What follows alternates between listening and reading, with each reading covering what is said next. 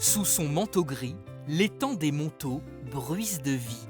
Les grands cormorans fendent l'air, les canards souchets dessinent leurs arabesques. Depuis l'observatoire, ces naturalistes en herbe sont aux premières loges. C'est vraiment tout au fond, là, ce qui est en train de voler. Là. Ouais, des C'est les sarcelles d'hiver qui repartent. Des centaines de volatiles, au pouvoir parfois renversant.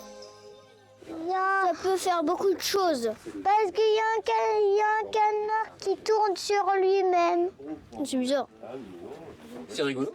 Oui. Ces espaces-là qui manquent en fait, hein, c'est vraiment fabuleux de se promener, de voir encore le vivant qui nous entoure et d'apprendre.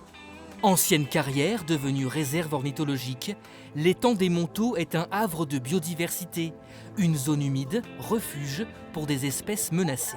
On a le butor étoilé qui a été vu dernièrement. Là, il y a 15 jours aussi, bizarrement, on a vu un busard pâle qui normalement devrait être en Afrique. C'était un jeune de 2 ans. Et autrement, il y a de nombreuses espèces ici. Il y a plus de 200 espèces. Un écosystème précieux pour la biodiversité, mais aussi pour le climat. Entre Anjou et Touraine, les terres d'eau qui bordent la Loire sont en lice pour être reconnues zone humide d'importance internationale. Un label permettant de mieux protéger la ressource. On imagine une zone humide comme ayant toujours de l'eau.